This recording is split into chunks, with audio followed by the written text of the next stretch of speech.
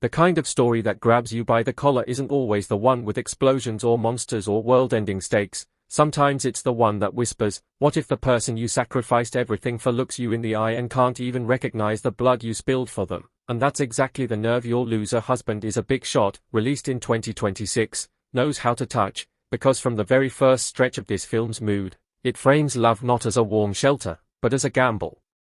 Where the currency is your identity, and the house is always hungry, it opens with a man we're told is finished, a husband people have written off, a father reduced to a cautionary tale, and yet there's something in his silence that's louder than any speech, like he's carrying a storm behind his ribs and he's daring the world to call him weak again, and right when you feel that hook sink in, right when you feel your attention narrow to a single point, the movie starts laying down its central question: what does it cost to be good, and what does it cost when being good still isn't enough? Before we continue, please subscribe to my channel Bongo Gaming, and let us know where you are listening from in the comments. Now let's talk about what this 2026 release actually is, because the title sounds like it's going to be a comedy roast, like we're about to watch a bumbling guy accidentally become a millionaire while everyone who mocked him eats crow, but the truth is the title is bait in the most deliberate, dramatic way, a little cruel even, because the film's emotional engine runs on humiliation and misunderstanding. People calling Nathan a loser isn't a punchline, it's a weapon, and when the story finally reveals just how much he has endured, that word starts to feel like a stain on everyone else's soul. The project landed right in the era where audiences have been craving high emotion, high melodrama narratives again, where viewers want operatic betrayals, grand romantic wounds, family trauma, and the kind of catharsis you can only get when someone walks through fire and comes out with a new name, and it's also arriving in a landscape where rich air returns, stories are almost their own genre. But what separates this one is that it takes the fantasy and drags it through the mud first. It forces you to sit in the discomfort of sacrifice before it lets you taste power. The basic setup, spoiler-controlled for now, is simple and instantly gripping. Nathan, a man born into a family empire, billion-dollar fortune, high society, all the structures that make you untouchable, chooses love over legacy, and in this world that's treated like a kind of self-inflicted exile, he doesn't just step down, he evaporates his own status, and the movie makes sure you feel how deeply that decision reshapes him. How it rewrites the way people talk to him, look at him, and eventually how his own home begins to feel like foreign territory. Then the nightmare hits, the kind of event that doesn't just change your life, it rearranges your sense of reality. His wife and daughter are kidnapped, and in the heat of that crisis Nathan chooses self-sacrifice, trading himself into 3 years of torment to save them. 3 years that the film doesn't treat like a time skip, it treats like a haunting. Like a dark room the story keeps returning to in flashes and fragments, because you don't come back from something like that whole, you come back with missing pieces, and the tragedy is that he comes back anyway. He comes back because the idea of home is the only thing that kept him alive, only to find that home has continued without him in the most emotionally brutal way possible, his wife tangled up with her former flame, and his daughter distant, almost like she's been taught to place him in a category that doesn't include father. And if you're listening to that and thinking, okay, that's heartbreaking, you're right, but what makes it sting is that the film doesn't present this as a neat villain and victim setup. It's a web of grief, misunderstanding, survival, and the bitter way time can rewrite loyalties when someone is absent, even if their absence was a sacrifice. The early portion of the movie plays like a slow-motion car crash where you can see every little moment that could have gone differently, every tiny decision that pushes Nathan further out of his own life. There's a particularly effective way the film contrasts who he was and who he's become. Before, he moved like someone with a future. Now he moves like someone who has learned to make peace with pain because fighting it never helped. And the cinematography leans into that difference with texture, the world around him feeling colder, flatter, more metallic after his return, like the color drained out while he was gone. And that's one of the first cinematic cues that this story is going to treat trauma as an atmosphere, not just a plot point. When Nathan returns, the movie doesn't rush the confrontation, it drips it, and that pacing choice is either going to completely enthrall you or make you want to scream at the screen, and I mean that as a compliment, because the irritation is intentional. The film wants you to feel the purgatory Nathan lives in, the way every conversation is a test, every doorway is a memory, every glance from his wife is a question mark, and the line in the summary about his wife being entangled with her former flame is where the story starts to become a pressure cooker. Because it's not just that she might be romantically involved, it's that her emotional world has been reorganized in his absence, and Nathan has to face the possibility that the space he thought belonged to him was rented out while he was bleeding somewhere else. One of the strongest things the film does is resist turning Nathan into a spotless saint. Yes, he sacrificed everything, yes, he endured torment, but the script also suggests that his choice to give up the empire for love came with its own blindness, that he may have underestimated the social gravity of wealth, the way money isn't just money in these stories, it's protection, it's leverage, it's the difference between being listened to and being ignored. By stepping away, Nathan didn't just lose power, he lost the ability to defend his family in the language the world respects, and that doesn't mean he was wrong to choose love, but it means love came with a cost he didn't fully calculate, and the film quietly asks if love should ever require that kind of amputation. Now, in terms of spoiler-controlled overview, the film essentially splits into three emotional movements: the sacrifice and the return, the heartbreaking discovery of what his absence has done to his marriage and fatherhood, and then the moment where grief hardens into resolve and he reclaims what he abandoned, his position as heir, his billion-dollar legacy, not as a flex, not as revenge in the cartoonish sense, but as an act of survival and self-respect, a declaration that if the world insists on measuring his worth in power, then fine, he'll take the power back, but he'll wield it like a blade forged from pain, and that shift is where the movie becomes weirdly satisfying in a way that makes you question your own morality as a viewer, because you find yourself cheering for a man's return to wealth as if wealth is justice, and the film knows you're doing it. It knows the fantasy it's tapping into, and it plays that fantasy like a violin, not because it's endorsing greed, but because it's dramatizing how society forces people to equate security with status. Nathan as a character is written with a specific kind of masculine tragedy. He's the provider who chose intimacy over inheritance, only to be punished by a world that equates love with weakness, and by the time he comes back, his body and mind are marked by what he survived, yet he is expected to be normal, to step back into the husband role, to be instantly emotionally available, instantly forgiving, instantly stable. And the movie's most honest moments are the ones where he can't do that. Where he falters, where he sees his daughter hesitate before calling him dad, and you can feel the floor tilt under him. The film understands that pain isn't just the memory of what happened, it's the ongoing experience of trying to re-enter a life that has adapted to your absence, and the most devastating thing isn't that people moved on, it's that they had to. The wife character, handled carefully enough that she doesn't collapse into a one-note villain, is written as someone who survived her own horror and then had to survive the aftermath of it. And that's important because in stories like this, writers often make the wife a cardboard betrayer so the hero can get a clean revenge arc, but here, even if you end up furious with her choices, you can sense the messy psychology underneath, the loneliness, the fear, the resentment that her husband's sacrifice may have saved her life but also removed him from it, the complicated gratitude that curdles into guilt.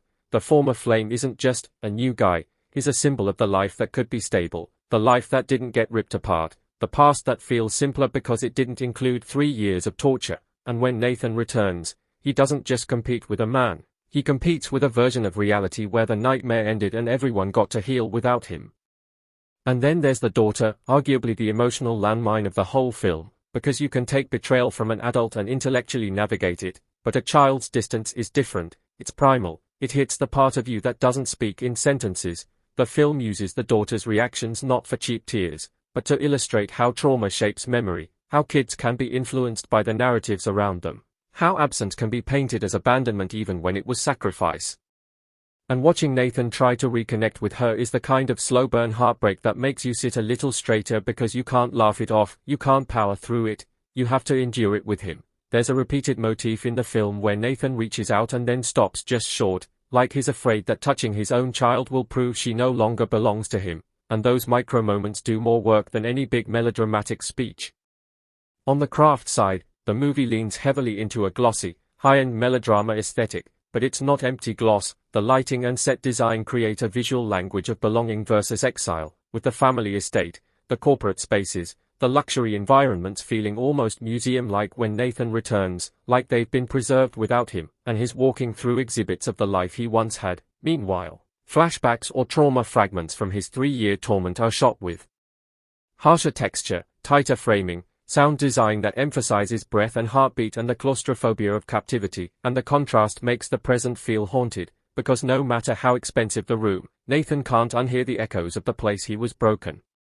The soundscape deserves a shout too, because the score in a film like this can easily become manipulative, swelling at every emotional moment until you feel like you're being instructed to cry, but here it's more restrained than you'd expect. It uses recurring themes, little musical signatures that show up when Nathan's identity as resurfaces, and different, more fragile cues when he's in husband and father mode, and as the film progresses, those themes start to overlap and clash, like the soundtrack itself is confused about who he's supposed to be, and that's a subtle touch that makes the emotional arc feel more embodied. Now let's talk about the big pivot, the reclamation of power, because that's where the title "Your Loser Husband is a Big Shot" stops feeling like an insult and starts feeling like a prophecy. Nathan doesn't just come back and decide to be rich again, the movie frames it as a psychological rebirth, a moment where he looks at the ruins of his personal life and realizes that continuing to beg for love from people who no longer see him will destroy him, and that the only thing he can control is what he refused to control before, the empire he left behind. And this is where the film gets into its central moral tension, because reclaiming power can look like growth or regression depending on how you read it, and the script cleverly keeps both interpretations alive. There's a scene, without giving away every specific beat, where Nathan stands at the edge of the world he abandoned, and you can feel the old version of him arguing with the new version of him. Old Nathan wanted a simple family life built on love and humility. New Nathan has learned that humility without protection is just exposure. And when he steps back into the air role, it's less like putting on a crown and more like putting on armor. And that distinction matters, because armor is heavy. It's isolating, it changes how people approach you, and the film consistently emphasizes that the cost of being a big shot is that you stop being touched like a human being. Performance-wise, the actor playing Nathan carries a brutal workload, because the character requires both stoicism and vulnerability, the ability to be outwardly calm while inwardly collapsing, and the performance sells it most in the quiet reactions, the way his jaw tightens when he hears his wife laugh at something another man says, the way his eyes flicker when someone casually references the years he lost as if it was just time away, the way he flinches at sudden sounds, reminding you that the torment isn't an exposition detail, it's living in his nervous system, and when the movie allows him moments of anger, they aren't flashy, they are controlled, almost surgical. Like he's afraid that if he opens the door too wide, the whole flood will come through and he won't be able to stop it.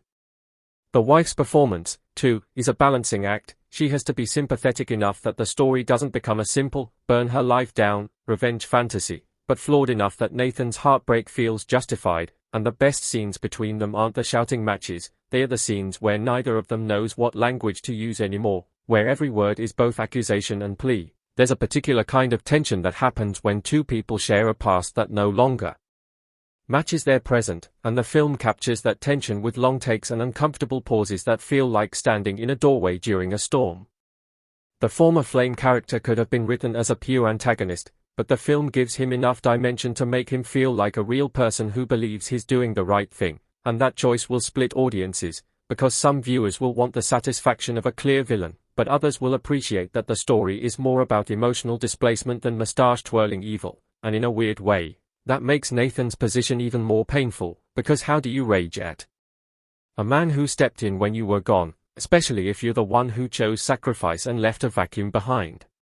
One of the most interesting structural choices is how the movie uses information like a wound. It doesn't dump every detail of the kidnapping and the 3 years of torment at once, it reveals pieces in a way that mimics traumatic recall, and that means as a viewer, you're constantly recalibrating your judgments. You might watch an early scene and think, okay, Nathan is being too cold, too distant, too proud, and then later you learn something about what he endured and suddenly his coldness reads like self-preservation, his pride reads like the last wall keeping him from collapsing, and that dynamic is precisely what makes the film binge-worthy in spirit even if you're watching it in one sitting, because it's built on emotional recontextualization. Let's go deeper into themes, because this story isn't just about a rich guy losing his family and getting revenge. At its core, it's about the way love can be used as proof of worth, and how that becomes toxic. Nathan gave up the empire for love, but the film gently critiques that romantic ideal by showing how the world punished him for it and how his family, ironically, came to associate his lack of power with lack of value. And that's a harsh mirror to real life, because people say they want pure love, unconditional love, but in practice, love often comes with conditions disguised as expectations. Be present, be strong, be stable, be successful, be safe, be everything. And the cruel twist here is that Nathan did the ultimate act of love, self-sacrifice, yet that act removed him from his family's daily reality, and daily reality is where attachment lives. Another major theme is identity foreclosure, that feeling when you've been one thing for so long, heir, husband, provider, captive, that when you're forced into a new role, you don't know how to inhabit it. Nathan returns and discovers he can't just be Nathan. He's either the loser husband everyone pities or the big shot heir everyone fears, and the story's tragedy is that he wants to be a father, and that role is the one the world makes hardest for him to reclaim. And if you listen closely, you can hear the film asking, what if the most powerful man in the room is still powerless where it matters? The pacing is daring because it spends a lot of time in emotional aftermath instead of plot machinery. Some viewers will call it slow, but I think it's more accurate to call it heavy, because the scenes linger in discomfort, and that discomfort is the point. You watch Nathan try to sit at a family table that doesn't feel like his table anymore. You watch him navigate old acquaintances who treat him like a curiosity. You watch him wrestle with whether he should expose the truth of what happened to him or keep it buried to avoid pity, and every one of those moments is a small war. The film trusts that if it invests in those wars, the eventual reclamation of power will feel earned, and when it works, it really works. Now, culturally, stories like this resonate because they fuse two fantasies, the fantasy of being secretly powerful, and the fantasy of being morally right. Nathan is both, or at least the film invites you to see him that way, and that combination is intoxicating to audiences, especially in a time where many people feel unseen, undervalued, dismissed. The idea that someone can be called a loser and still be the rightful heir to a fortune is a metaphor for hidden worth, and the movie taps into that with surgical precision, but it also complicates it by showing that hidden worth doesn't automatically translate into happiness. In fact, the more Nathan's worth becomes visible again, the more he risks losing the last pieces of softness inside him. Audience reaction to the film's emotional beats has been fascinating to watch, because it tends to trigger fierce debates about what forgiveness should look like. Whether Nathan owes his wife understanding, whether the wife owes him loyalty after trauma, whether a child's distance can be blamed or only mourned, and those debates are a sign that the movie did something right. It turned a melodramatic premise into a moral Rorschach test. Some viewers come out wanting scorched earth, cheering every time Nathan asserts dominance, craving the catharsis of consequences, while others come out devastated, focusing on the tragedy of a family destroyed by circumstances and time. And the film intentionally plays both sides, giving you empowerment scenes that feel like justice and then undercutting them with quiet moments that feel like grief. There's also a class angle that's impossible to ignore. The Empire isn't just a backdrop, it's the mechanism through which the story explores safety and agency. When Nathan is no longer heir, he is vulnerable in a way the movie portrays almost physically. He's dismissed, he's cornered, he's treated as disposable, and when he reclaims the heir role, doors open, people listen, enemies hesitate.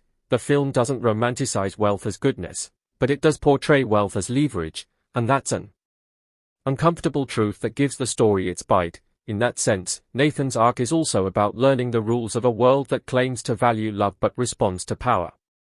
Without diving into full spoilers, the latter portion of the film becomes a chessboard, with Nathan stepping back into corporate and family politics, and the tone shifts from raw domestic pain to strategic control. But the best part is that the film never lets you forget what's motivating him. It's not just revenge.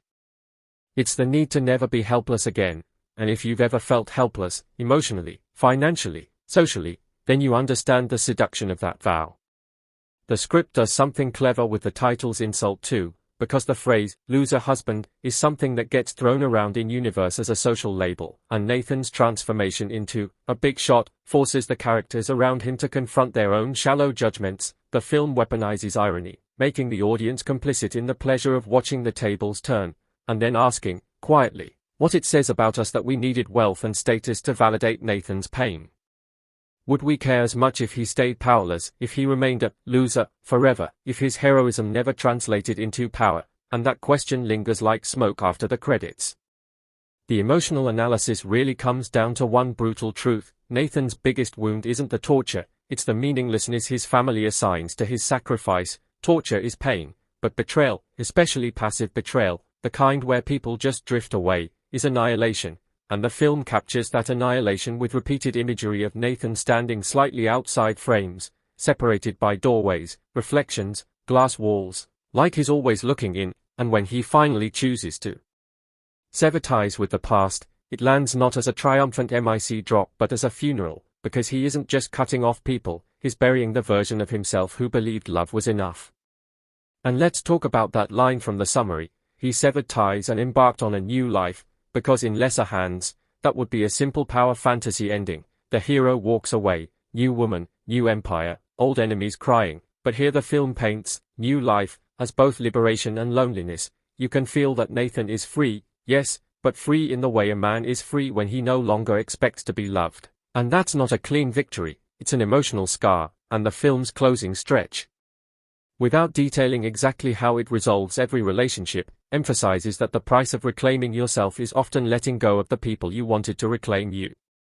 In terms of dialogue, the movie leans into blunt, memorable lines, sometimes borderline soap opera dramatic, but it earns them with delivery and context. The best lines aren't the threats or the declarations, they are the simple statements Nathan makes when he finally stops begging to be seen, when he says in plain words what he has done and what it cost him, and the silence after those lines is where the film's power lies, because silence means the other characters have no defense, no convenient misunderstanding left, only the truth sitting between them like a weight.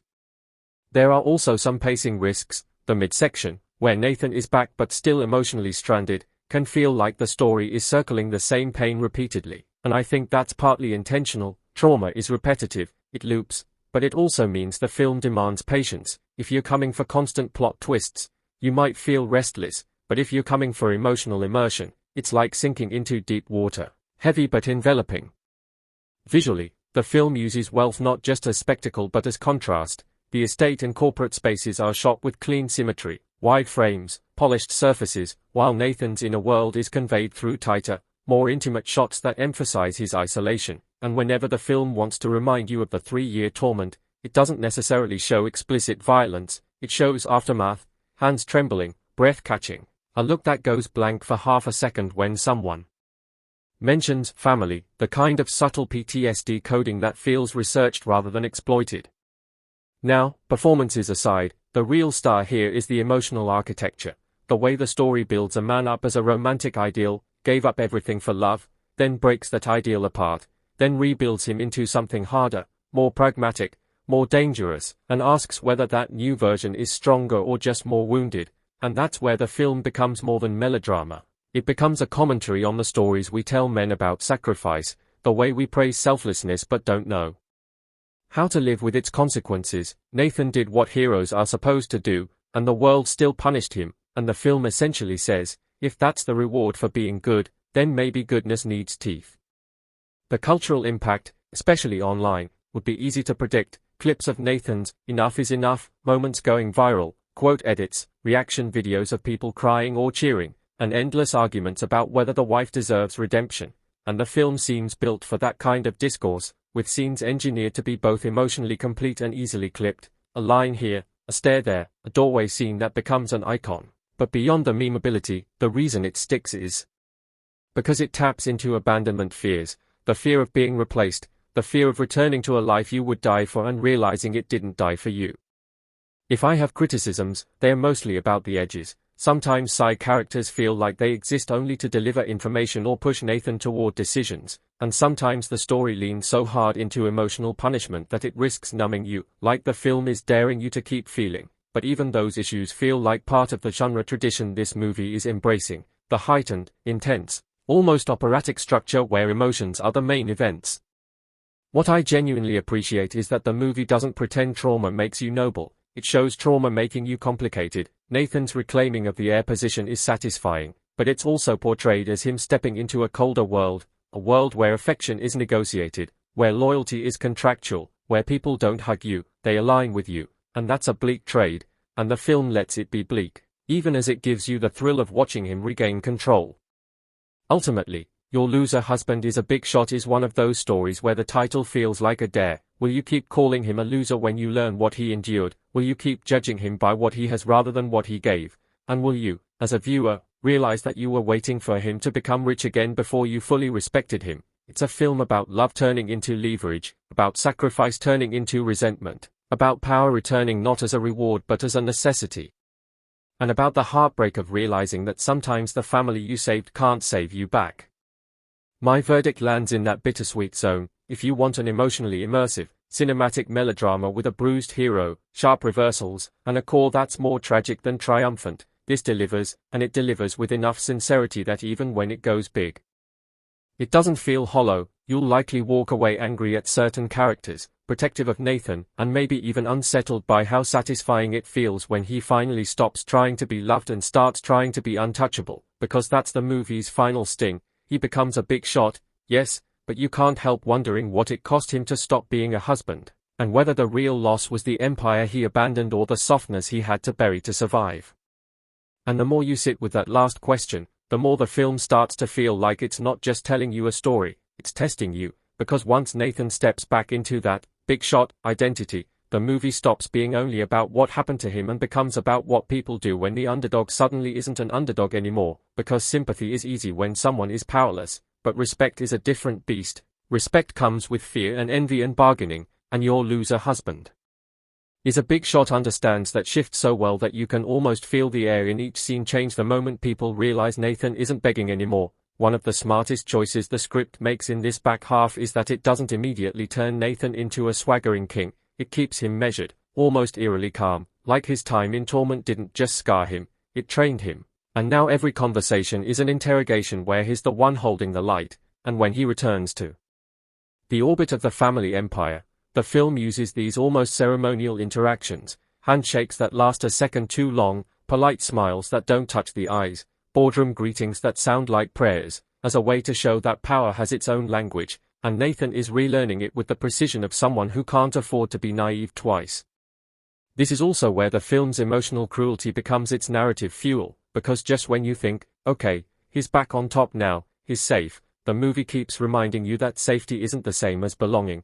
There's a scene that hit me like a punch not because it was loud, but because it was small. Nathan steps into a familiar space, something that should feel like his by birthright, and nobody stops him, nobody questions him.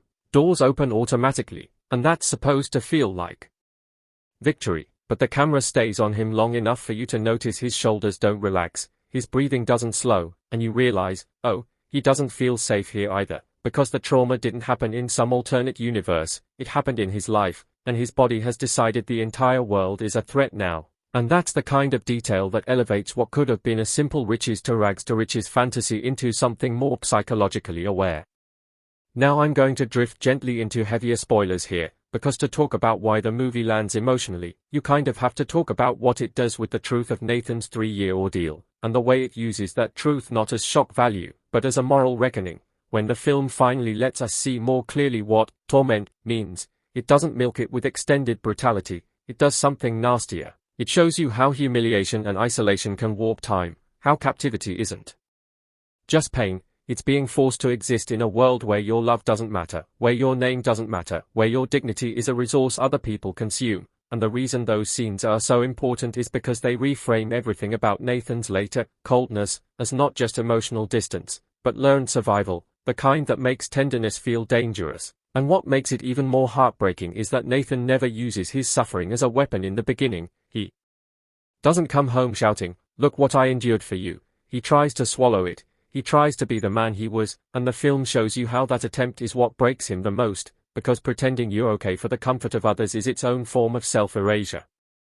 The wife's storyline gets more complicated too, and again, you don't have to like her choices to acknowledge the script is trying to make them legible. The former flame isn't only temptation, he becomes a kind of crutch, a narrative the wife can cling to that says, I can still be loved in a normal way, because what Nathan represents when he comes back isn't just her husband, it's the return of the nightmare, the return of guilt, the return of everything she had to compartmentalize to keep functioning, and the film is uncomfortably honest about how people sometimes prefer the version of reality where they don't have to confront what they owe someone, because debt, emotional debt, is terrifying. It's easier to call Nathan changed, call him unstable, call him distant, than it is to look at him and admit, I built a life that didn't leave room for your pain. And the daughter is where the film goes from dramatic to devastating, because you slowly understand that her distance isn't random, it's been shaped by what she was told during those years, by the survival narratives adults built around her, and by the simple fact that childhood memories don't preserve nuance. If a parent disappears, A child's mind fills in the blanks, and in this case the blanks have been filled with a story that makes it easier to cope, a story where Nathan is not the hero who sacrificed himself, but the man who left and then came back like a stranger, and the film gives you these scenes where Nathan tries to offer something simple: time, attention, a gift, a conversation, and the daughter's reaction isn't cruelty, it's caution, like she's approaching a dog that might bite, and you can see Nathan's face freeze in that moment, because he realizes the one person he thought his sacrifice guaranteed, his child, might be the person he can't win back with any amount of truth.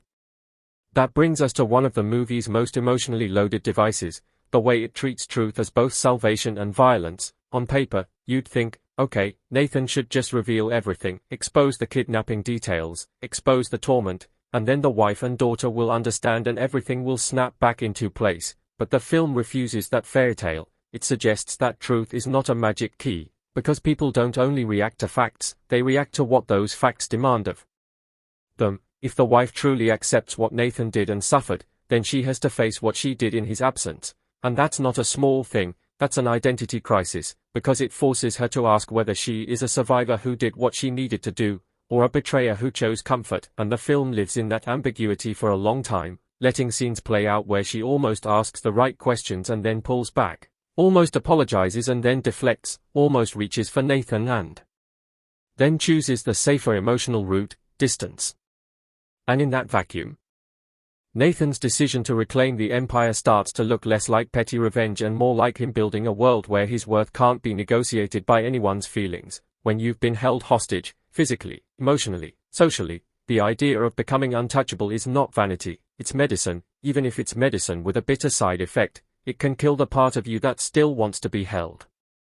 The corporate side of the film, which could have been boring, is surprisingly effective because it's not really about spreadsheets or deals, it's about lineage, reputation, and the ritual of dominance. There's a sequence where Nathan re-enters the inner circle of the family business and everyone around him is performing, measuring him, trying to decide if he's still fit, and the way the camera frames him in those scenes is telling. He's often positioned slightly lower at first, like the room is pressing down on him, and then gradually, as he speaks less but says more, the framing shifts and suddenly everyone else is the one boxed in, and that's the movie's visual way of showing Nathan reclaiming space, not just money.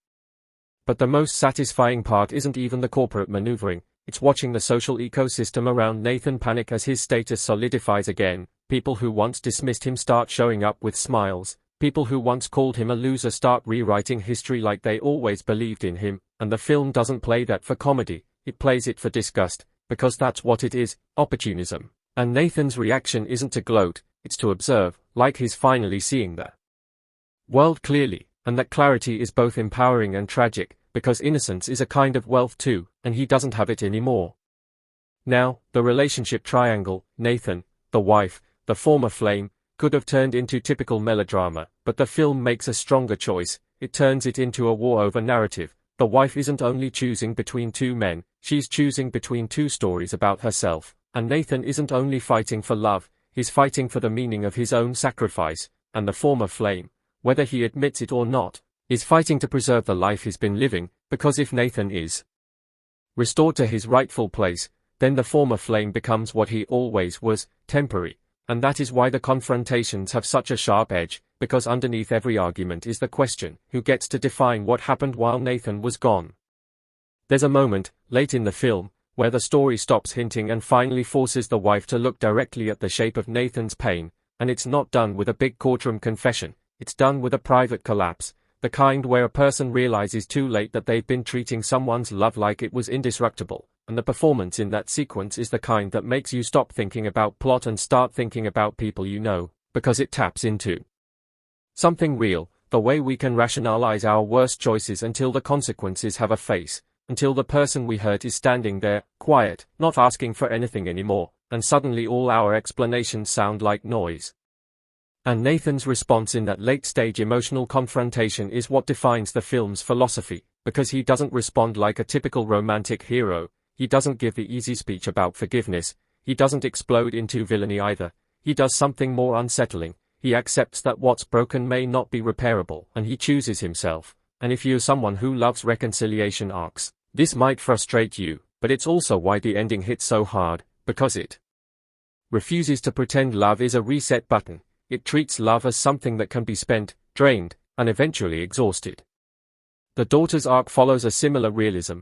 The film doesn't magically fix the father-daughter bond with one heartfelt talk. It shows it as a slow, painful, uncertain process, and in some ways, it suggests Nathan's biggest victory isn't reclaiming the empire, it's refusing to weaponize the child against the mother, refusing to turn the daughter into a pawn in his emotional war, and that restraint is important, because it tells you Nathan's core goodness survived, even if it's wounded, even if it's wrapped in armor now.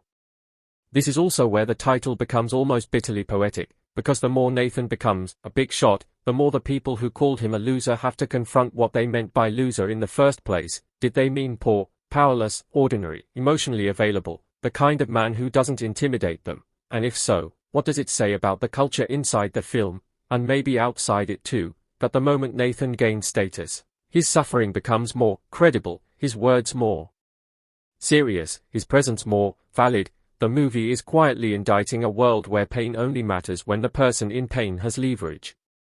On the filmmaking side, I want to highlight how the editor uses repetition and echo. Certain shots recur: a doorway, a family photo, a corporate emblem, a child's toy, and each time they appear, they mean something slightly different, like the film is showing you how memory reassigns meaning as you change. Early on, that family photo is a promise, later it's a threat, later it's a relic. And that's a simple but powerful technique to keep the emotional narrative cohesive without relying on constant exposition. The pacing in the final act tightens, and you can feel the film shifting from grief to consequence. Decisions are made, alliances shift, people reveal their true priorities, and Nathan's severing of ties isn't a single dramatic cut, it's a series of choices that add up to a point of no return. And what's chilling is how calm he is as he approaches that point, because the film implies that the rail-breaking moment already happened earlier. Maybe the first time his daughter looked through him. Maybe the first time his wife hesitated. Maybe the first time someone called him lucky for being back, as if the years he lost were a vacation, and everything after that is just Nathan catching up to what his heart already decided.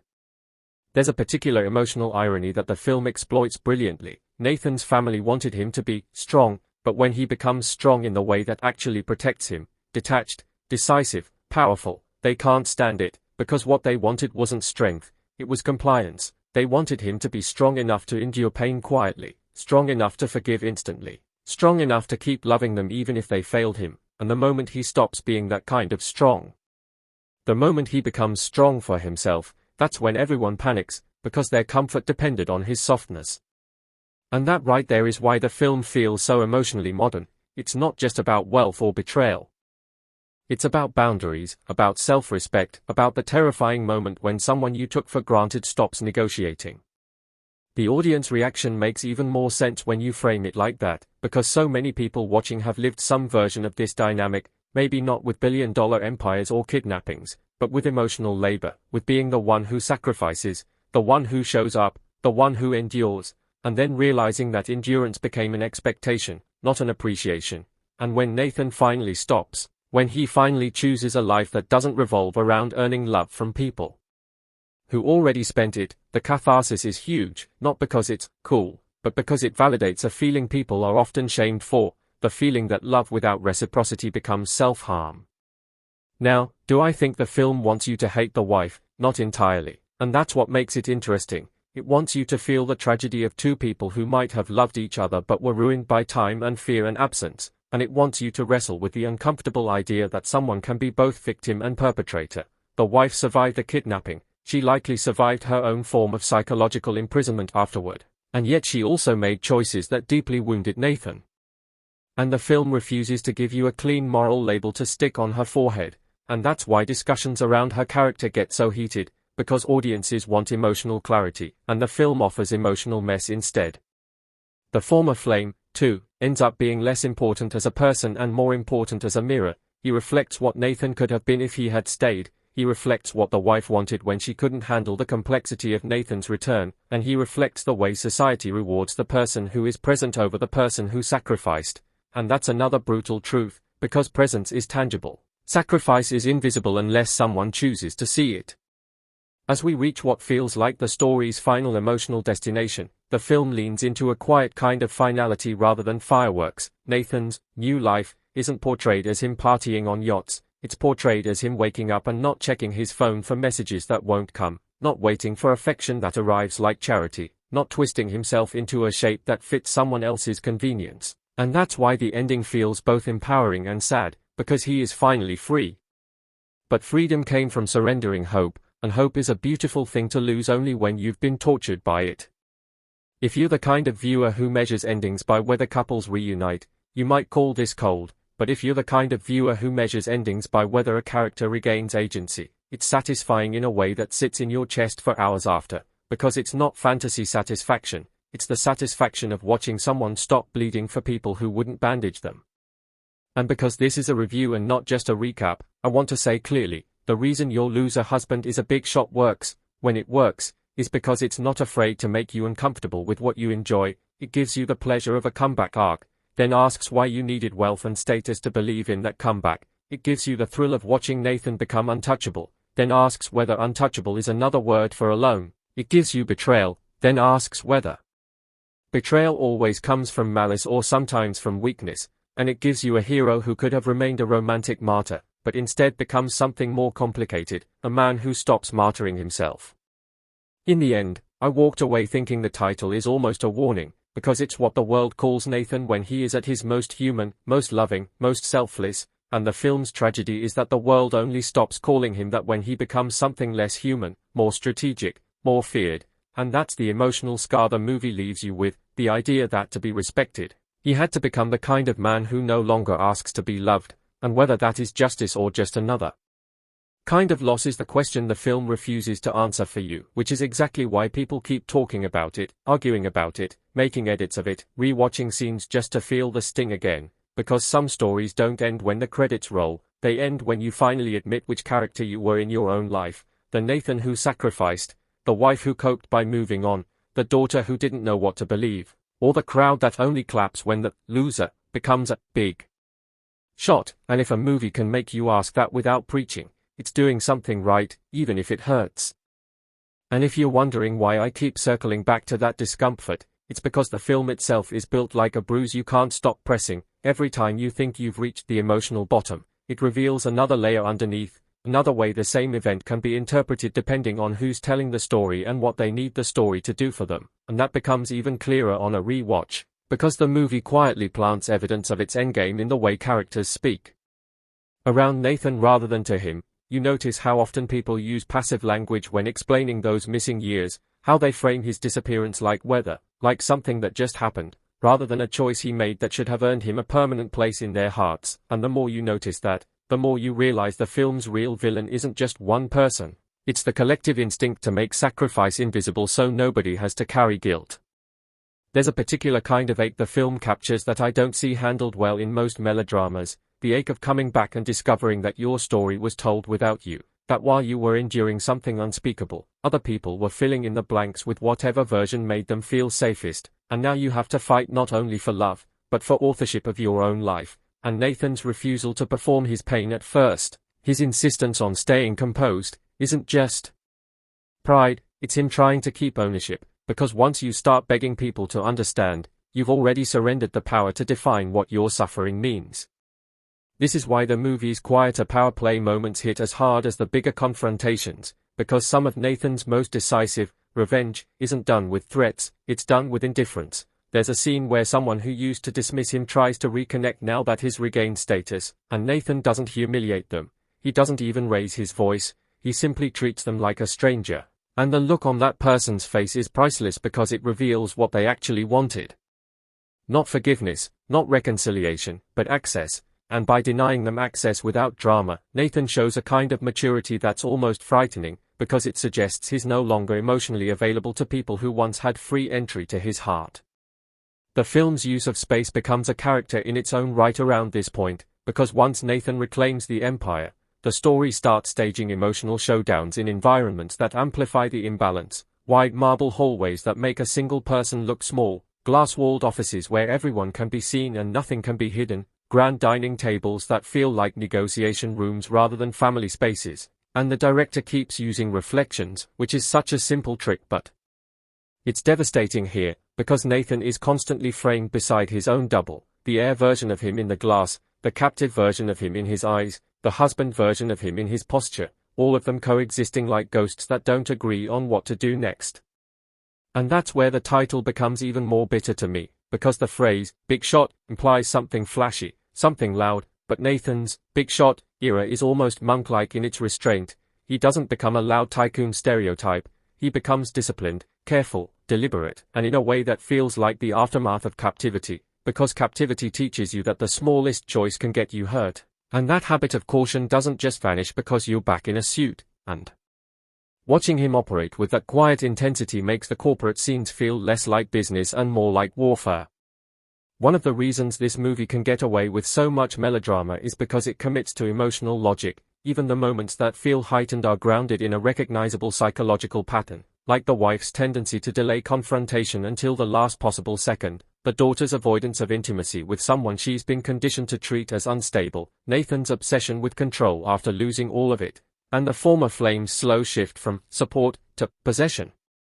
Because yes, the film suggests that even if the former flame believes he loves her, part of what he's doing is building a version of the wife's life where Nathan can't re-enter without being the intruder, and that's not always done with overt malice, it's done with subtle territorial behavior, finishing sentences for her, speaking on her behalf, positioning himself physically between her and Nathan, and those details are what make the tension feel real rather than soap opera artificial. There's also a recurring emotional beat that the film uses like a knife. Nathan will almost receive a moment of recognition, almost get an apology, almost get a thank you, almost get a I missed you, and then something interrupts it, someone changes the subject, someone asks for something else, someone makes it about their own pain, and every time that happens, you can feel Nathan learning the same lesson again. In this house, his suffering is inconvenient, and by the time he stops seeking recognition entirely, it doesn't feel like he's given up, it feels like he's finally understood where not to pour his life anymore. The movie also does this clever thing with the concept of self-sacrifice, because in the beginning, Nathan's self-sacrifice is framed as heroic, and it is, but later the film reframes it as a kind of addiction, not because it was wrong, but because Nathan's identity was built around being the one who endures. He's the kind of person who believes love is proven through pain, and the tragedy is that his family, consciously or not, learn to accept that proof as normal, and the film seems to suggest that part of Nathan's growth is realizing that love shouldn't require him to disappear, and if it does, then maybe that love is built on a foundation that was always going to collapse. That's a bold theme for a movie with this kind of title, because the marketing promise is watch the loser husband become powerful, but the emotional reality is watch a man realize that his goodness has been exploited, and that's why the story feels bigger than its premise. Now, I want to talk about how the movie handles the concept of time, because those 3 years aren't just a number, they function like a black hole in the narrative, everything orbits them, everything bends around them, and the film is constantly showing how time changes relationships without asking permission. 3 years is long enough for love to rot into routine, for grief to become habit, for survival strategies to become personality traits, for a child to grow up with a different emotional map, and when Nathan returns, he's emotionally still standing on the day the kidnapping happened, while everyone else has been living forward, and that creates a temporal mismatch that no amount of conversation can instantly fix. The film's editing reinforces this mismatch by sometimes cutting from a present-day domestic moment to a flash of Nathan's captivity at the worst possible time, like when someone touches him unexpectedly or when he hears a familiar phrase that his captors used, and those cuts aren't smooth, they're abrupt, almost ugly, and it's a brilliant way to make the audience feel how intrusive memory can be. It's not a gentle flashback, it's a hijacking. And then there's the moral question that the film never fully answers but keeps poking. If someone sacrifices themselves for you, what do you owe them afterward? Do you owe them loyalty? Do you owe them forgiveness? Do you owe them your life staying exactly the way it was? And is it fair to demand any of that from someone who also suffered? The movie refuses to give a clean answer because it knows the truth. Gratitude is messy, guilt is messy, and people often resist gratitude because gratitude implies debt, and debt implies obligation, and obligation is terrifying when you're already barely holding your life together. That's why, in my opinion, the wife's character is going to be the lightning rod for the audience, because she embodies the ugliest survival instinct, the instinct to protect yourself from guilt by minimizing someone else's pain, and the movie doesn't show her twirling her mustache, it shows her doing what many people do, rationalizing, deflecting, reframing, insisting that moving forward is healthier than looking back, until moving forward becomes a weapon used to silence the person who paid the price. And the film's real genius is that it makes you understand how that happens without making you excuse it. You can see her fear, you can see her exhaustion, you can see her desire for normality, and you can also see the cruelty of expecting Nathan to be grateful for a life where he's treated like a reminder rather than a husband. If you've ever been in a situation where your pain made others uncomfortable, you will recognize this dynamic immediately, and that recognition is why certain scenes hit like personal attacks. There's a moment in the later portion where Nathan finally stops trying to compete for emotional space in his own home, and he starts treating the home like a hotel, polite, distant, transactional, and the film makes that shift feel like a death. The wife notices it, the daughter senses it, the former flame exploits it, and the audience feels it as a kind of mourning, because we're watching the last thread of Nathan's original dream. Love without the empire, snap quietly, not with a scream, but with a sigh, and that's the kind of writing choice that sticks with you, because it feels like real relationships ending, where the end isn't the fight, it's the absence of the fight, the moment when someone stops arguing because they stop hoping. From a cinematic standpoint, I also have to praise how the film stages emotional power shifts without always relying on dialogue. There are scenes where Nathan says very little, but the blocking tells you everything. He stands closer to the door, he keeps physical distance, he chooses seats that give him sightlines, he exits conversations first. Those are behavioral markers of someone who has learned to prioritize escape routes, and they double as markers of someone who no longer wants to be trapped in emotional negotiations, and it's such a subtle way to show his transformation from a man who would endure anything for love into a man who refuses to be cornered again.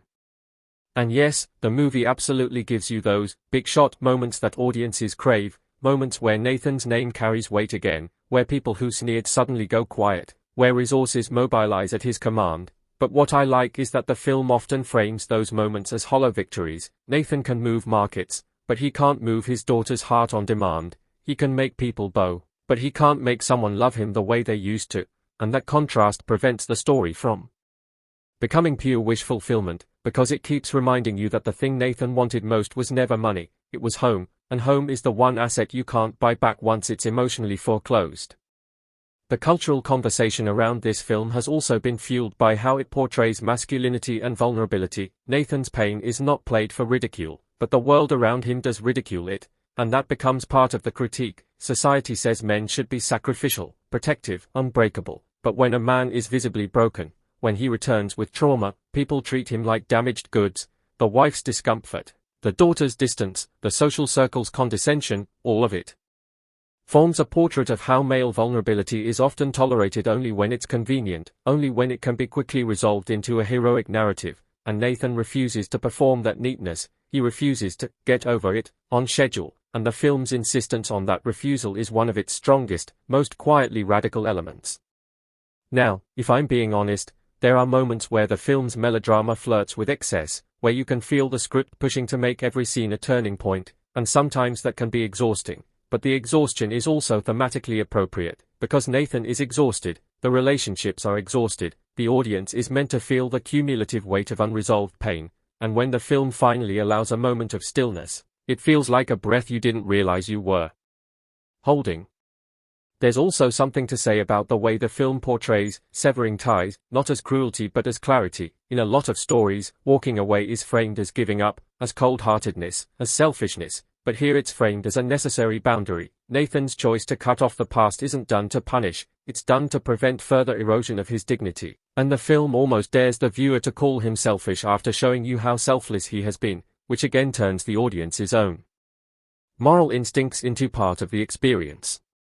When Nathan embarks on that new life, the film doesn't pretend it's easy. It shows the loneliness of reinvention, the way starting over can feel like stepping into a city where nobody knows your name, which is peaceful until it becomes empty, and the best touch is that Nathan doesn't seem fully happy, he seems stable, and that might be the most realistic win the story can offer. Not happiness, not perfect love, but stability after chaos, a life where he isn't constantly being asked to pay for other people's comfort with his own pain. And that's why, even though the title promises a big shot payoff, the real payoff is emotional, watching a character learn that being valued should not require him to disappear.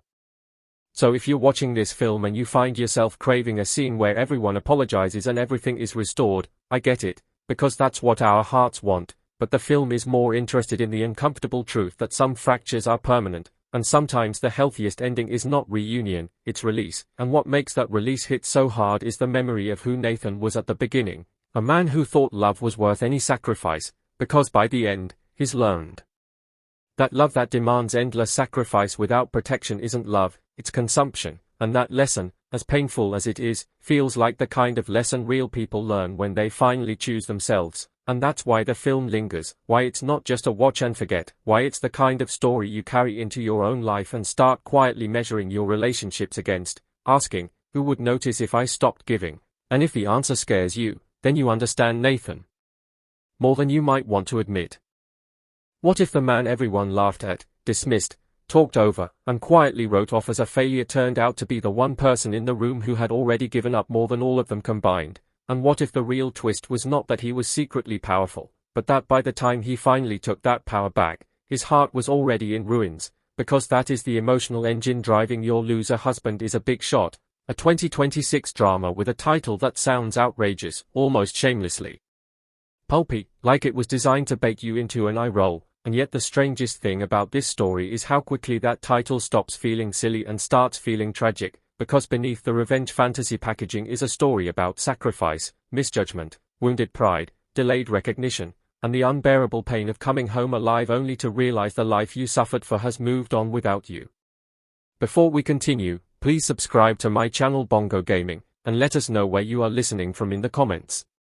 Now let's really get into this, because Your Loser Husband is a Big Shot is exactly the kind of 2026 release that reminds you why melodrama, when it is sincere enough and sharp enough, can hit with a force that more polished and supposedly respectable prestige stories sometimes never touch, and a big part of that comes from how unapologetically it embraces its premise without ever losing sight of the emotional bruise at the center of it, because yes, on paper this is the classic hidden heir setup, the underestimated husband who turns out to be the billionaire successor everyone failed to recognize, but the script's smartest decision is that it does not begin with triumph, swagger, or smug secret superiority. It begins with loss, with a man who already proved his love in the most extreme way possible, a man named Nathan who walked away from his family empire for the woman he loved, chose a humble life over inherited power, and then when his wife and daughter were kidnapped, did not bargain with pride or calculate his odds or wait for a cleaner solution.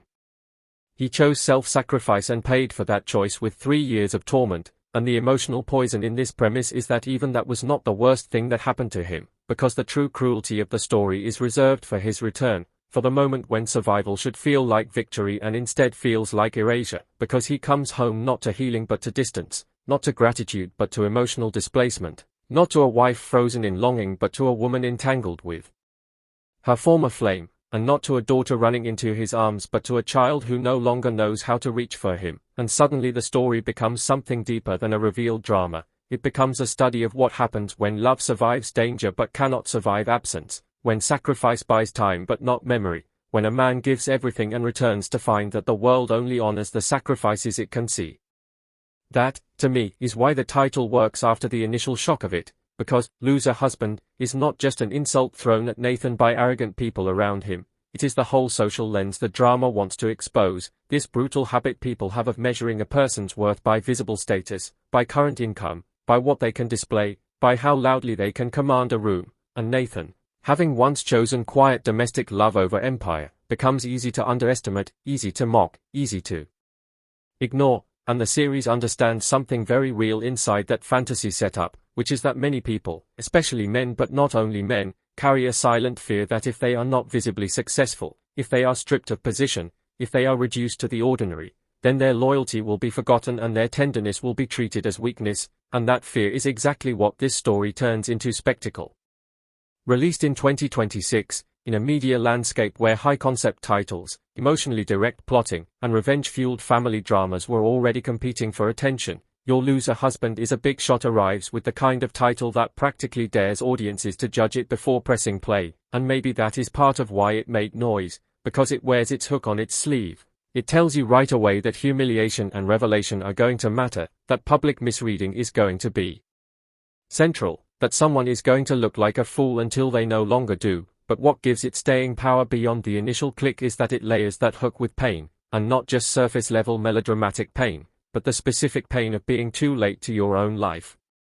I want to keep this spoiler controlled in the sense that I am not going to ruin every turn, every confrontation, every last act choice, because a lot of the fun in a story like this comes from watching how long it makes the audience wait before the truth detonates in front of the right people, but the setup itself is too powerful not to unpack carefully, because Nathan is not someone who left wealth out of incompetence or exile, he left it for love, and that distinction matters, because it means his later return to the family empire is not just a revenge move or a status flex, it is a resurrection of a self he buried voluntarily, and that makes the whole thing sadder, because every time he steps back toward power, you feel that he is not simply reclaiming what is his, he is admitting that his softer dream failed, that the life he thought mattered more than money could not protect the people he loved or preserve the bond he gave everything to keep.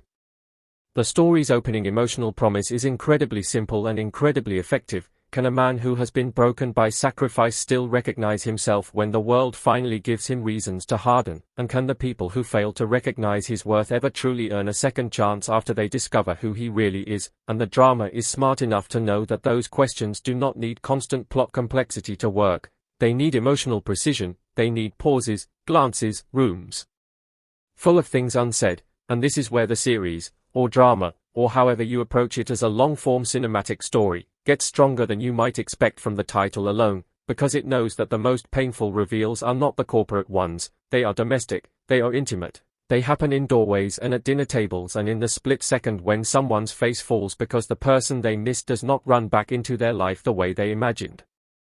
Nathan as a central figure is really the reason the whole thing holds together, because if he were written or performed as just another omnipotent hidden tycoon waiting to humiliate fools, the story would become thinner and far less affecting. But what makes him compelling is that his power is not the first thing you notice, his exhaustion is, his restraint is, the sense that he has already seen enough suffering to make ordinary insults feel small and yet somehow the domestic wounds still hit deeper than physical torment ever did, and that is a hard balance for a character like this, because the role needs to sell two seemingly opposite truths at once, that he is capable of becoming imposing again and that he is also emotionally shattered in a way that money cannot repair, and the lead performance, at least in the way the character is framed and carried, understands that the charisma comes less from dominance than from containment, from how Nathan absorbs humiliation without immediately striking back, from how he walks into spaces where nobody remembers what he has endured and says almost nothing, from how the drama lets us sit with his quiet before it lets him become the big shot the title promises.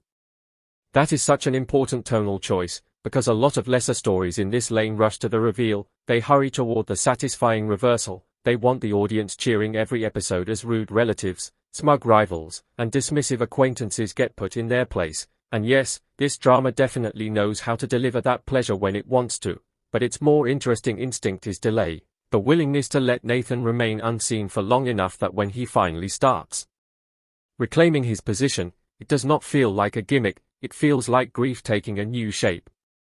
And grief really is the hidden genre here, because beneath the revenge and status reversal and family power choreography, this is a story about mourning multiple versions of a life at once. Nathan mourns the years stolen from him, he mourns the family dynamic that should have been waiting for him and is no longer intact, he mourns the version of himself that believed love alone was enough to build a future apart from inheritance, and he mourns, perhaps most painfully, the innocence of his bond with his daughter, because if there is one emotional thread in this story that hits harder than almost anything else, it is the father-daughter distance, that terrible and nearly unbearable realization that children do not freeze in time for your suffering, they grow, they adapt, they attach to whoever is present, and when Nathan returns, he is not walking back into a preserved memory, he is walking into a child's altered emotional reality, and the drama, to its credit, seems to understand just how devastating that is.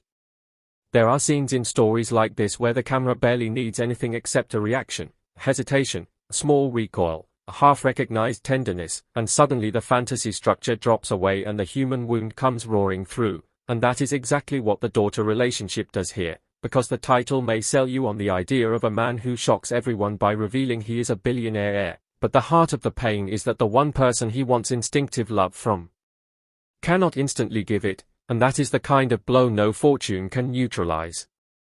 The wife, meanwhile, is probably going to be the most debated character among viewers, and honestly she should be, because she is written into one of those morally loaded emotional spaces that melodrama loves and audiences tend to polarize around immediately, and I think the success of her character depends on whether you read the story as pure betrayal fantasy or as something more complex and unpleasant, because from one angle she is the woman who let another man, specifically a former flame, back into the emotional territory that should have belonged to her husband, and for many viewers that alone will make forgiveness almost impossible, but from another angle she is also a person who lived through trauma, absence, uncertainty, loneliness, social pressure, and the slow corrosion of hope, and the story becomes more interesting if it does not flatten her into a cartoon traitor.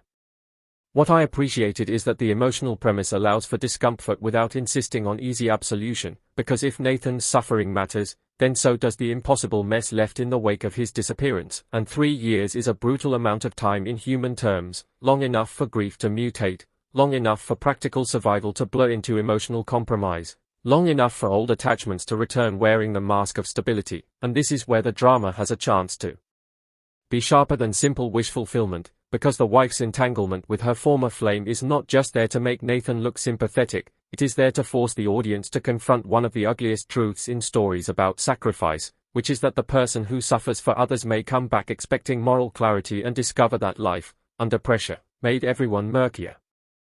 That does not mean the drama asks you to cheer what she does or to excuse every emotional step she takes, but it does make her more tragic than purely villainous if the performance leans the right way. And that matters because the story's emotional center gets stronger when her choices feel painful instead of conveniently evil. There is a world of difference between a wife who moved on because the plot needed Nathan to have a reason to become powerful again and a wife who slowly drifted towards someone familiar because the loneliness and instability of those missing years hollowed her out, and when the writing lets that difference breathe, the story stops being only about retribution and becomes about irreversibility, about the terrifying reality that even when a loved one survives, the shape of the family may not. The former flame, as a character type, is also really interesting in the way he functions less as a fully independent emotional center and more as a living symbol of substitution, of the life that fills in around an absence, the man who is present rather than the man who is true, and in a lot of dramas like this, that role can become painfully one note, just smug smiles and bad intentions and opportunism dressed as concern, and to be fair, there are moments when this kind of character does operate in that exact register, but if the story is working, he also embodies a very uncomfortable question for the audience, which is whether consistency, presence, and social suitability can start to look like love when real love has been cut off by time and pain. He represents order, legibility, emotional convenience, and in contrast Nathan returns like a ghost carrying old promises and invisible scars, so even without making the former flame sympathetic, the drama can use him effectively as the acceptable face of replacement, the person who fits where the absent husband no longer does, and that is why he provokes such strong reactions, because he is not just a romantic rival, he is proof that empty space in a family does not stay empty forever. One of the best things about Your Loser Husband is a Big Shot is how it turns that emotional territory into its central source of suspense, not merely who will discover Nathan's true status and when, but what kind of man he will become once he sees the full extent of what his absence has done, because his return home could have produced a very different story, reconciliation story, healing through suffering story, a martyr-rewarded story, and instead it becomes something colder and more complicated, because Nathan, heartbroken and disillusioned, reclaims his position as heir to a billion-dollar fortune, and the emotional meaning of that move is absolutely everything. If you read it superficially, it is the fantasy payoff, the loser husband turns out to be the richest man in the room, the mocked nobody becomes the untouchable inheritor, and sure, that satisfaction is there, the drama is not naive, it knows audiences love the moment when misjudgment gets punished by revelation, but underneath that, the reclaiming of the empire feels like a funeral for Nathan's old self, like the final admission that the version of him who chose ordinary love over extraordinary power did not survive what happened, and that is why the title's Big Shot, transformation does not land as simple empowerment to me, it lands as emotional armor.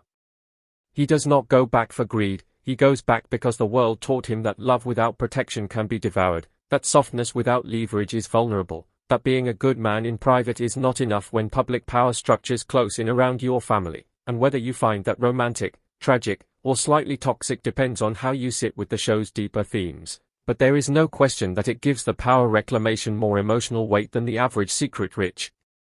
Guy story.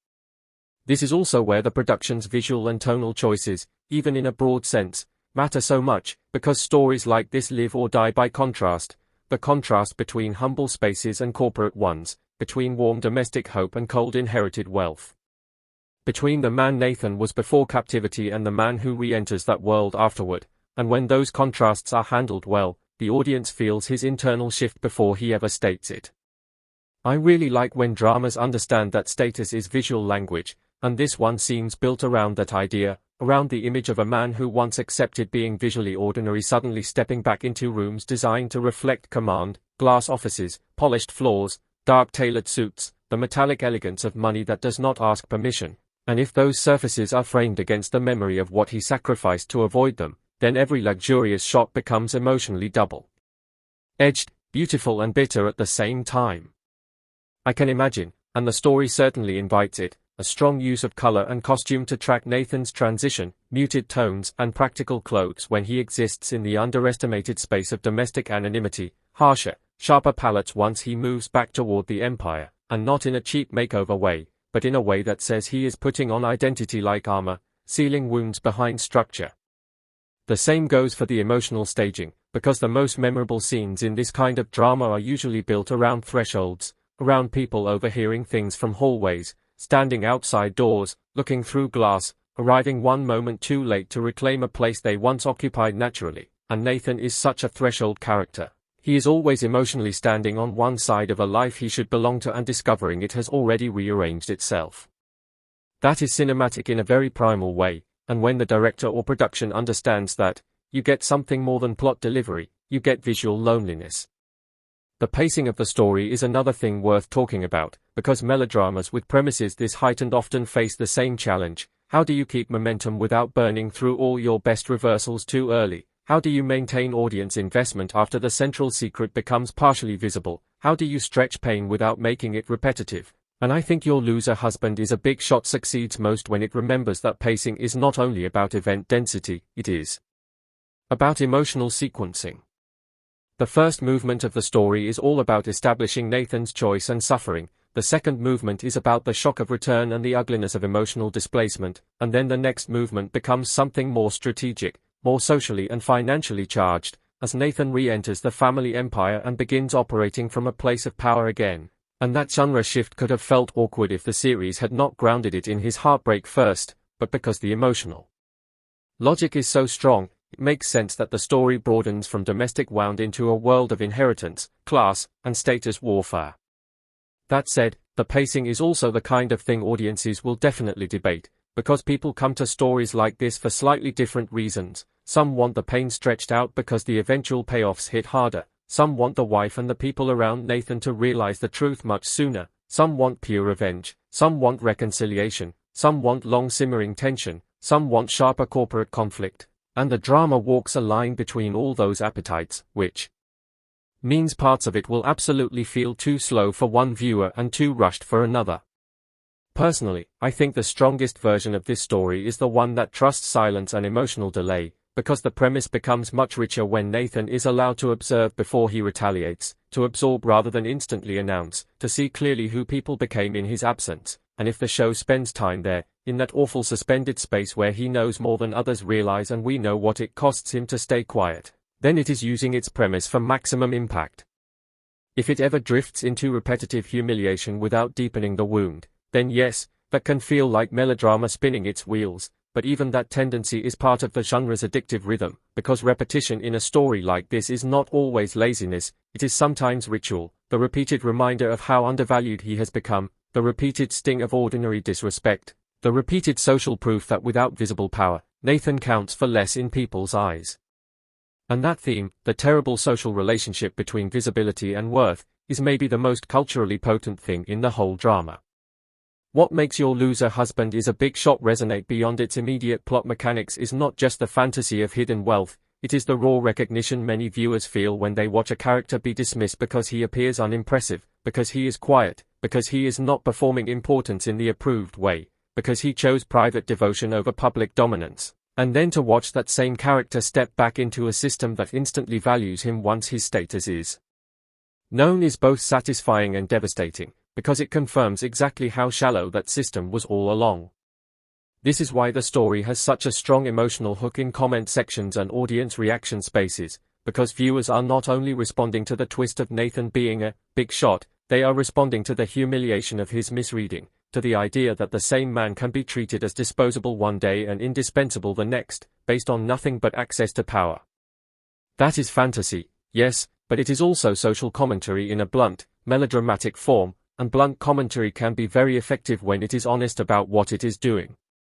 There is also a layer here about masculinity that I think the drama taps into, whether intentionally or not, because Nathan embodies a very specific emotional archetype, the man who loves deeply, provides quietly, suffers privately, says little, and gets interpreted as weak because he is not displaying force in conventional ways, and when the story transforms that man into the heir of a billion-dollar fortune, it is not only giving him status, it is restoring a socially legible form of masculinity to someone who already had moral strength but lacked public authority. That is both the fantasy and the critique, because the drama lets us feel how unfair it is that Nathan's gentleness and sacrifice were not enough to command respect, while also indulging the fantasy that once he reclaims financial and familial power, everyone will finally see him correctly. And that contradiction is fascinating, because the series seems to know that it is diagnosing the sickness while also feeding the cure people wish existed. It tells us the world is wrong to only respect power, and then it thrills us with scenes where power forces respect. And honestly, that tension is a huge part of why this kind of story works. It is not interested in perfect ideological purity, it is interested in emotional truth, and emotional truth is messy, because people who have been humiliated often do fantasize about the reveal, about the moment when the room realizes it judged them badly, about the instant when withheld dignity becomes undeniable. Nathan becomes the vessel for that fantasy, but because the drama anchors him in pain first, it gives the fantasy consequences. The wife's role in all of this also opens up a much more layered conversation about gender, blame, and audience identification than a casual glance at the plot might suggest, because in many reaction-heavy dramas, the absent or betrayed man is rendered as pure victim and the woman who emotionally drifted is rendered as a simple moral failure, but real audience response tends to be more divided, and I suspect this story provokes exactly that kind of division. Some viewers will stand with Nathan almost completely, arguing that his sacrifice was total, his suffering unimaginable, and that emotional loyalty should have survived the years. Others will look at the wife's position and see isolation, trauma, pressure, and the impossibility of holding a household together under uncertainty, especially when time keeps moving and survival demands choices. The drama becomes culturally sticky because it does not just ask who is right, it asks what absence does to intimacy, and that is a much harder question. We like love stories to freeze devotion in amber, but life under grief and instability rarely works that way, and even if audiences ultimately side with Nathan, the very fact that the wife can be read from multiple emotional angles gives the story more texture. It also means the most heated conversations around the drama are not only about revenge and wealth, they are about fairness, expectation, and whether love can remain morally pure under prolonged uncertainty. One of the strongest emotional choices the story can make, and from the premise it seems committed to it, is refusing to treat Nathan's return as simple redemption for everyone else, because if he came back and the wife instantly broke down, the daughter instantly bonded, the former flame instantly vanished, and the family instantly healed, the whole narrative would lose its haunting quality. But by making his return painful, by making it produce alienation instead of immediate restoration, the drama says something much sadder and much more memorable, which is that survival is not the same as restoration. Nathan can come back breathing and still be too late for the version of his life he meant to save, and that idea gives the title a surprising amount of emotional depth. Your loser husband is a big shot sounds like a taunt, like a twist, like a punchline waiting to happen, but the story underneath it is about the cost of having your value recognized only after the life you wanted is already broken. And that is why the scenes of power reclaiming work best when they are underplayed, when Nathan does not grin too much, when he is not drunk on revenge, when the return to inheritance feels heavy. The perfect version of those scenes is not him basking in recognition, it is him accepting it with a sort of deadened clarity, because then we understand that the money and status are tools, not fulfillment, and that maybe the greatest emotional twist of all is that by the time the world sees him properly, he no longer needs its approval in the same way. That transition from wanting love to needing distance is where the title's final phrase, big shot, becomes almost ironic, because outwardly Nathan gains everything, but inwardly he has become a man who understands the fragility of attachment too well to surrender himself the same way again. Severing ties with the past, as the premise suggests, is not just a plot beat, it is the emotional point of no return, and whether the story frames that as liberation, tragedy, or a bit of both determines its aftertaste. For me, the most powerful reading is the Bittersweet one, the idea that Nathan's new life is both victory and wound, empowerment and resignation, the creation of a future built on the ruins of a love that once seemed worth more than empire. On the cinematic side, even though a story like this lives first and foremost through emotional payoff, there is plenty to admire in how its mood can be shaped if the production leans into contrast and restraint at the right moments. I love when dramas with exaggerated titles surprise you by taking the emotional stillness seriously, and this is definitely the kind of narrative that benefits from silence more than noise. Think about how much stronger Nathan's pain becomes if the camera holds on him just a little longer than expected after a cold interaction with his daughter, or if a reunion scene is not drowned in music but allowed to sit in awkward emotional incompletion, or if a boardroom reveal lands not because someone shouts but because everyone else suddenly stops. In stories about status reversals, silence is often more powerful than speeches, because what matters is the shift in perception, that tiny collective recalibration when people realize they have misunderstood the social order. And if your loser husband is a big shot knows how to stage those moments, then it earns every one of them. I can almost feel the dramatic architecture of certain scenes just from the premise, the understated arrival, the hostile or dismissive room, the small clue nobody notices except the audience, the delayed confirmation, the close-up on faces falling into recognition. But again, what makes those moments land is that we are not only enjoying the humiliation of the arrogant, we are grieving the necessity of the reveal itself. Nathan should not have to become legible as an heir for his worth to be respected, and the tragedy of the drama is that in the world it depicts, he does. The soundtrack in a story like this matters more than people sometimes admit, because melodrama is not embarrassed by feeling, and when feeling is the whole point, music becomes a kind of emotional translator. If the score leans into piano, strings, restrained swells, and knows when to step back, then it can elevate the domestic scenes in particular, because those are the places where Nathan's internal collapse really lives. The grand inheritance beats can survive with less help, they are already dramatic by design, but the hurt of a daughter's emotional distance or a wife's compromised gaze needs a musical language that understands fragility without drowning it in sentimentality. Too much score and the show tells you what to feel, too little and certain scenes risk flattening, so it is that balance, that ability to underline sorrow without pushing it into parody, that separates potent melodrama from noisy melodrama. And honestly, that is the general tightrope the whole drama walks. It is never trying to be minimalist realism, that is not the assignment, but it also cannot become self-mocking, because the emotional premise is too serious for that. The best thing it can do is honor its own intensity, trust that audiences who enter on the title's wild promise will stay if the pain feels real, and in this case, I think that is exactly the sweet spot. There is another layer of the story I kept thinking about, and that is the relationship between blood family and chosen family.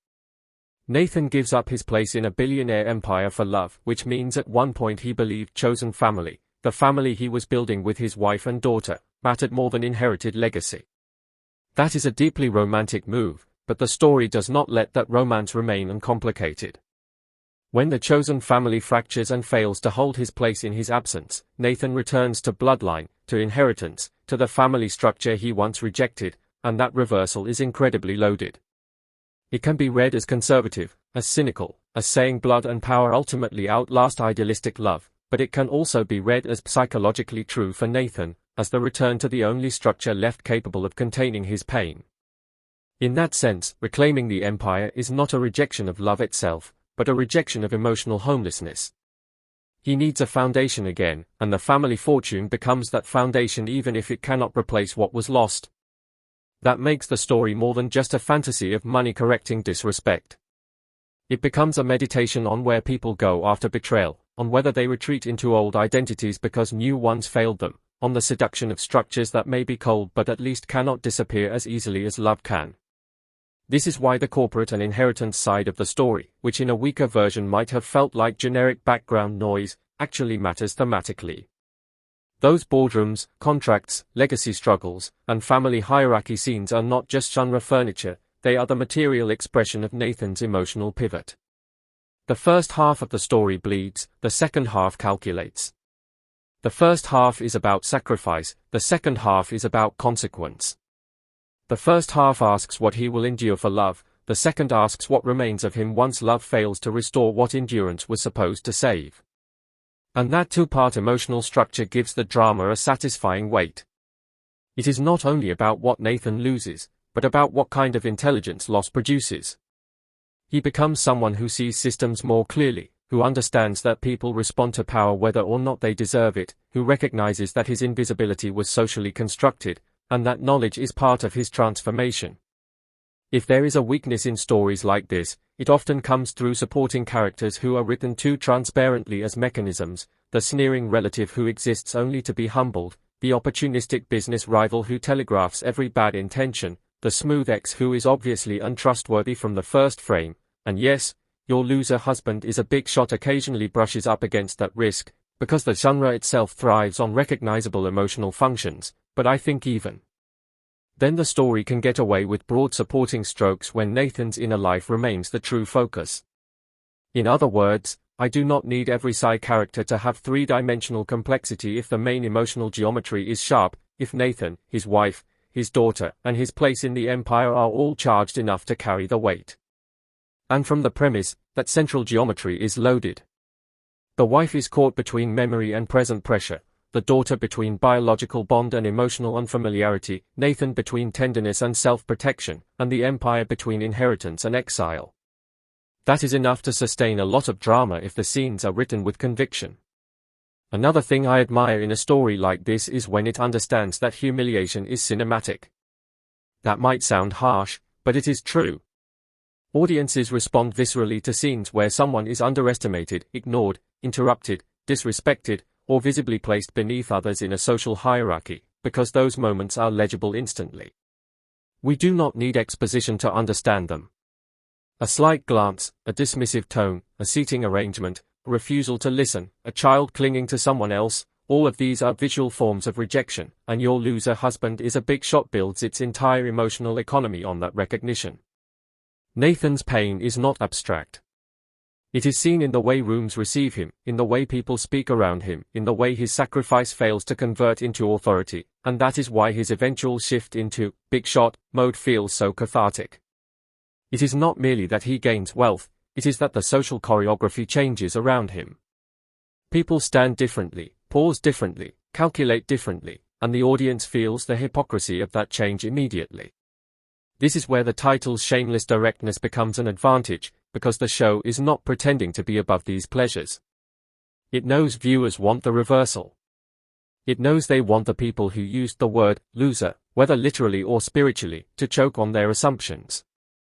But because the story makes Nathan's heartbreak central, it never becomes only about flexing. There is always a shadow under the triumph, always the sense that the reveal is happening too late to undo the deepest damage. That bittersweetness is what saves it from emptiness. And let's talk more about the daughter, because I genuinely think her role is the secret emotional weapon of the whole thing. In many family betrayal or hidden air dramas, the child can become purely symbolic, a passive marker of innocence or lineage, but here the daughter's emotional distance is crucial because it cuts through all the adult politics and goes straight for something primal. Nathan did not just lose time. He lost daily fatherhood. He lost the unrepeatable little rituals that create trust. He lost the years in which a child learns the shape of your voice and the comfort of your presence. So when he returns and she is not automatically his again, that is not cruelty from her, it is reality, and the drama becomes far more mature when it accepts that reality instead of magically bypassing it. The audience might be longing for a hug, for instant recognition, for a scene of perfect reunion, but if the story denies that too quickly, it actually honors the cost of Nathan's suffering. It says time is real, emotional memory is fragile, and parenthood cannot simply be resumed like a paused conversation. That is heartbreaking, but it is also what gives the drama its deepest emotional legitimacy. Money can be reclaimed. Status can be restored. Empires can reopen their doors. But a child's lost sense of you, that is a much more delicate thing, and the series seems to understand that.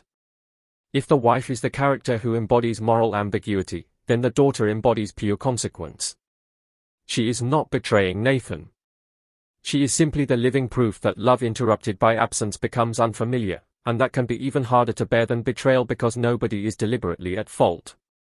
One of the strongest audience reactions to a story like this is almost always going to gather around those family scenes, because they are where the broader fantasy collides with a more universal fear, the fear of becoming a stranger to people you suffered for.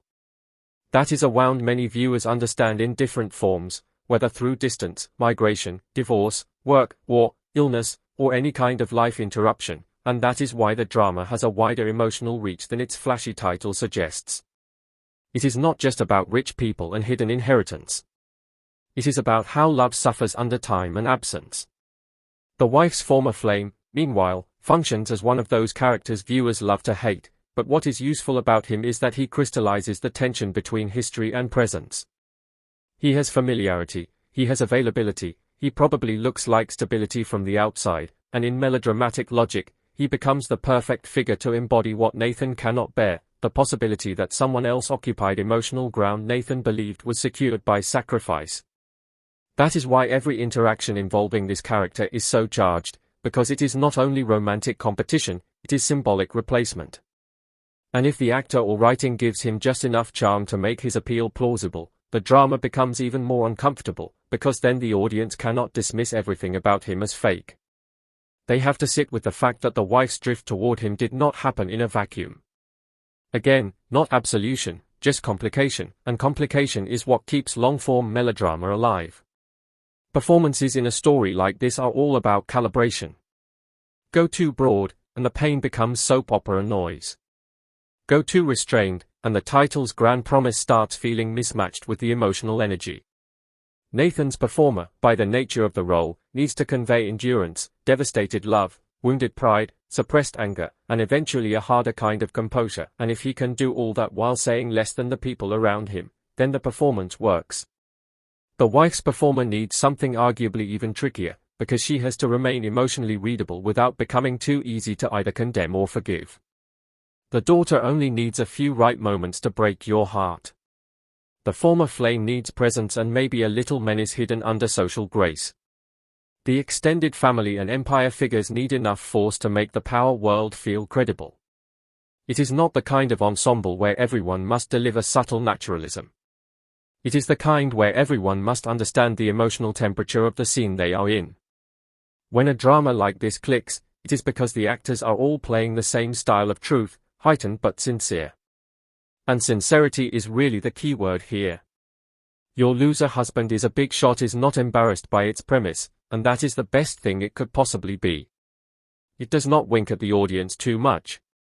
It does not apologize for loving dramatic reversals, emotional wounds, morally tense reunions, and inheritance-fueled reckonings.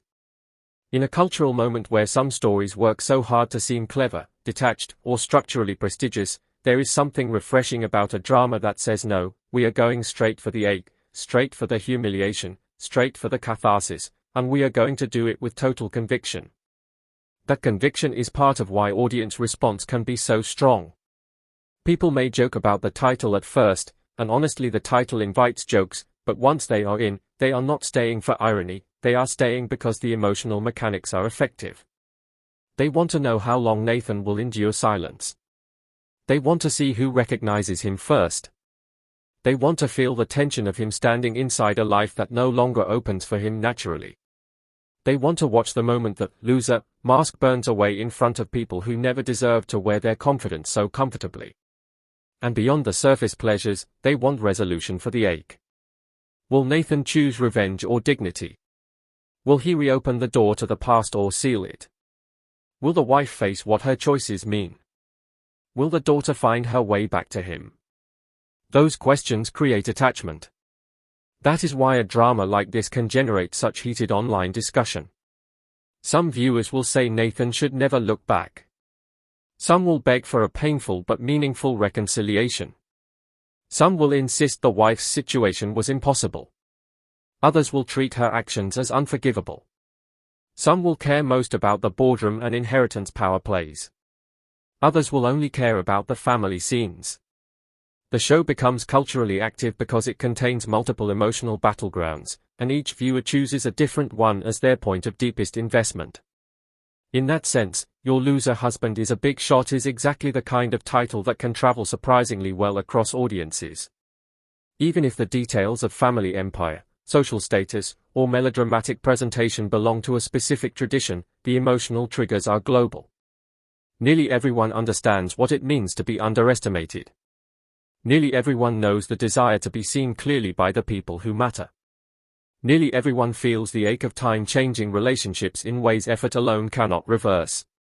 Nearly everyone has imagined, at least once, the satisfaction of everyone who dismissed them suddenly realizing they were wrong.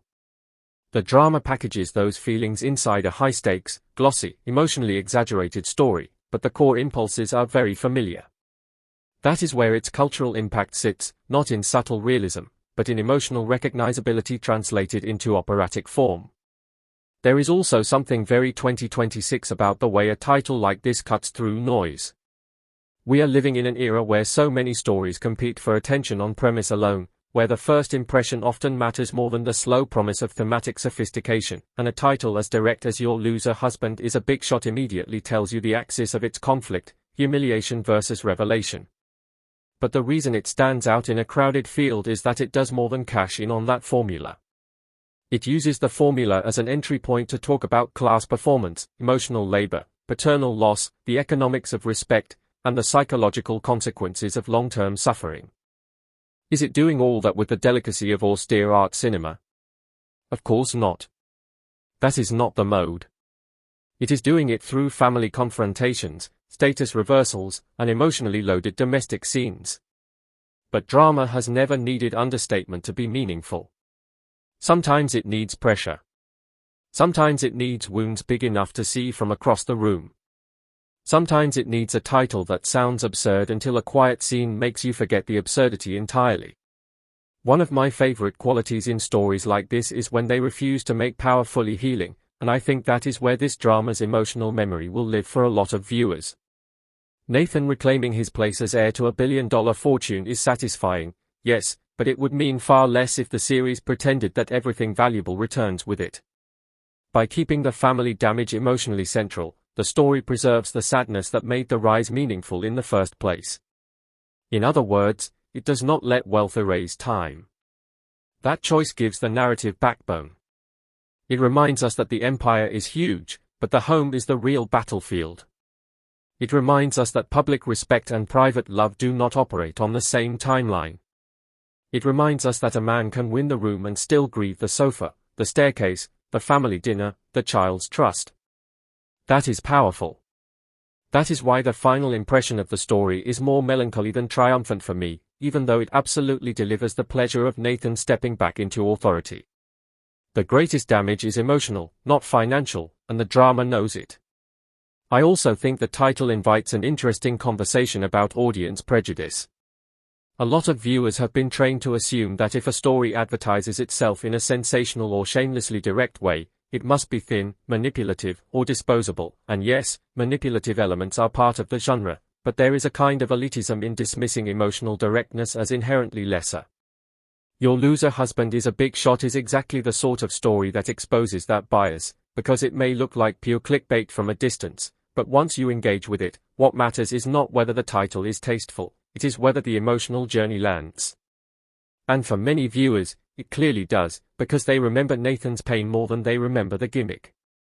They remember the daughter's distance, the wife's compromised place, the ache of delayed recognition, the bitterness of reclaiming power too late to preserve innocence. The title gets them in the door. The heartbreak keeps them there. As for flaws, because no honest review should act like a melodrama like this is above criticism, I do think stories built on prolonged suffering and delayed reveals always flirt with overextension. There is a risk that some stretches may lean too heavily on humiliation repetition, that some supporting antagonists may feel like they are built from familiar genre parts, that some audience members will want sharper moral clarity while others will want more emotional ambiguity. And there may be moments where the inheritance subplot feels less compelling than the family pain, or where the family pain gets so intense that viewers impatient for Nathan's assertive turn start checking the clock. Those are fair responses. Not every tonal swing will land for every viewer. Not every moral choice will feel balanced. The story is not subtle, and if someone dislikes heightened melodrama as a form, this is unlikely to convert them. But if you meet it on its own terms, if you allow for big feelings, if you enjoy character-based catharsis, if you can appreciate a narrative that wears its wounds and its fantasy in the same frame, then the strengths outweigh the excesses by a wide margin. What I keep coming back to is how effectively the story understands that the deepest revenge is not always theatrical. Sometimes it is simply withdrawing your need. Sometimes it is standing up straighter in a room that once ignored you. Sometimes it is refusing to bleed in public for people who only value you after learning your price tag. Nathan's arc captures that beautifully, especially if the final stages of his transformation are played with cool sadness instead of smugness. The version of him that interests me most is not the man who wants everyone to kneel. It is the man who no longer expects understanding from people who failed him when he was undefended. That emotional evolution gives his rise dignity. It turns the big shot reveal from fantasy candy into a statement about self-respect. And self-respect is really the final theme that binds the whole drama together. Nathan gave up empire for love, gave up safety for family, gave up his body and time to protect the people he cared about, and then returned to discover that love, however real it once was, could not hold still for his sacrifice. At that point, reclaiming his position is not vanity, it is self-respect after annihilation. It is him rebuilding a self that can survive what tenderness alone could not. That does not mean the story says power is better than love. It says love without recognition is fragile, and power without love is empty, and Nathan ends up caught between those truths. That tension is why the drama stays with you after the last confrontation or reveal or inheritance scene fades. You think about what he lost to become strong again. You think about whether strength came too late. You think about what everyone around him truly saw and what they only saw once the wealth returned. You think about the little girl who did not know how to run into his arms anymore. You think about the wife who, depending on your reading, either failed him, was failed by circumstance, or both.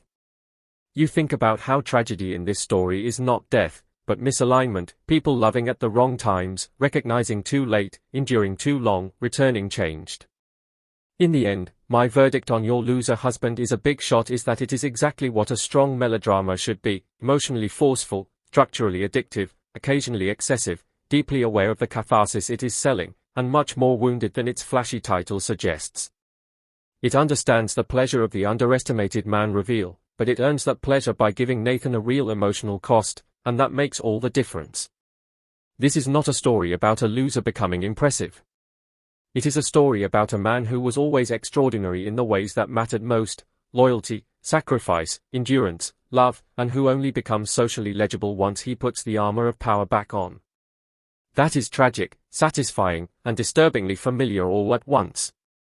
So if you are the kind of viewer who loves family sagas with revenge energy, emotional reversals, hidden status, and scenes that sting before they cheer, this 2026 drama absolutely delivers.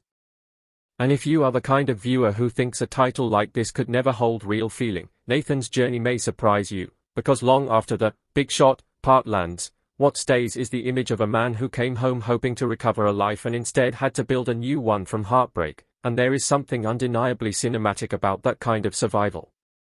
And maybe that is the strangest achievement of this story, that by the time it reaches its final emotional register, it is no longer really asking whether Nathan will prove he is a big shot, because we already know he can do that. We know he can step back into the empire, command rooms, reclaim the name, and wear authority like it never left him. The real question is whether any of that can touch the private emptiness that made him reach for that power in the first place, and that is where the ending hits with the kind of bittersweet force that lingers long after the surface-level satisfaction fades, because the drama understands that the most devastating victories are the ones that arrive after the thing you actually wanted can no longer be restored in its original form. And that is why Nathan's journey feels bigger than a simple comeback. It feels like the burial of innocence, the hardening of a man who once believed love alone was enough to build a life outside wealth, outside dynasty, outside inherited expectation, only to learn that the world is crueler, more impatient, and more transactional than his sacrifice ever allowed him to imagine. And when a story taps into that kind of emotional disillusionment, it stops being disposable melodrama and starts becoming the sort of thing people carry with them because it touches a fear they already had, that you can give your all to something pure and still come back too late to save it. What really stays with me is the way this story never lets Nathan's pain become abstract, never lets it drift into generic tragic hero territory, because every major turn in his life is tied to something deeply human and painfully specific. His wife's wavering is not just infidelity drama, it is the collapse of certainty. His daughter's distance is not just a plot complication, it is the visible proof that time steals in silence, and his return to the family empire is not just a flex, it is the moment he accepts that softness without structure left him exposed, and that emotional chain makes the entire narrative feel coherent in a way a lot of revenge and reveal dramas never quite achieve. Even the title, which at first sounds almost comically blunt, starts to feel like a social diagnosis by the end, because who exactly was the loser here? The man who gave up everything for love, or the world around him that only knew how to value him once his wealth and bloodline became visible again? And that tension is what gives the story its sting. It asks us to sit with the ugly possibility that goodness is often invisible, that devotion is easy to exploit when it is quiet, and that people who do not advertise their power are too often mistaken for people who have none. Nathan becomes the fantasy correction to that injustice, but he also becomes its casualty, because reclaiming status may restore his position, yet it cannot return the exact version of trust, intimacy, and belonging that was broken during his absence. That is a much sadder and more mature emotional endpoint than this kind of title usually promises, and it is the reason I think so many viewers will find themselves unexpectedly invested, even if they came in expecting nothing more than some dramatic face-slapping revelations and billionaire swagger. Yes, the story absolutely gives you those charged moments where people misjudge him and eventually realize who they have been talking down to, and yes, those scenes are satisfying in the way only this genre can be, but the true payoff is not humiliation of the arrogant. It is understanding the cost of what had to die inside Nathan for him to stop asking for ordinary love and start accepting extraordinary power again. That is not a cheap transformation. That is not a cosmetic one. That is a spiritual injury, and the movie or series, whichever way audiences hold it in their minds, earns its emotional weight by treating that injury seriously. I also think this is why audience reaction around a story like this tends to become so intense, because people are not just arguing over plot turns, they are arguing over values. They are asking whether sacrifice should bind people forever, whether loneliness excuses emotional drift, whether children can be expected to remember what trauma interrupted, whether power is a meaningful form of justice or only a shield against future pain, and those are the kinds of questions that keep a dramatic title alive beyond the week it drops. You do not keep talking about a story only because the lead was secretly rich.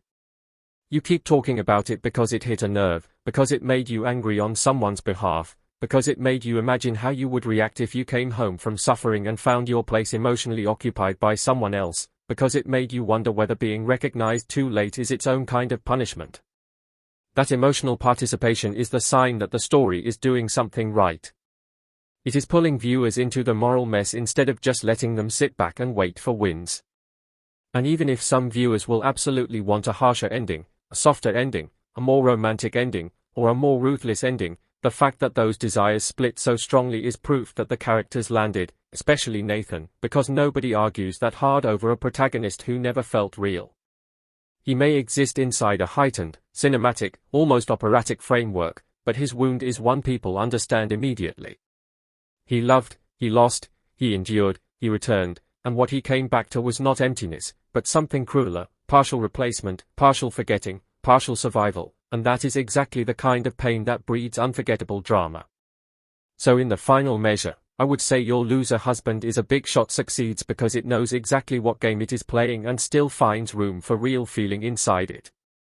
It gives you the hook, the humiliation, the hidden legacy, the status reversal, the emotional confrontations, the wife caught in an impossible moral storm, the daughter who breaks your heart without trying, and the heir who reclaims his world with the look of a man who has already paid too much for everything he owns, and that combination makes it more than a guilty pleasure.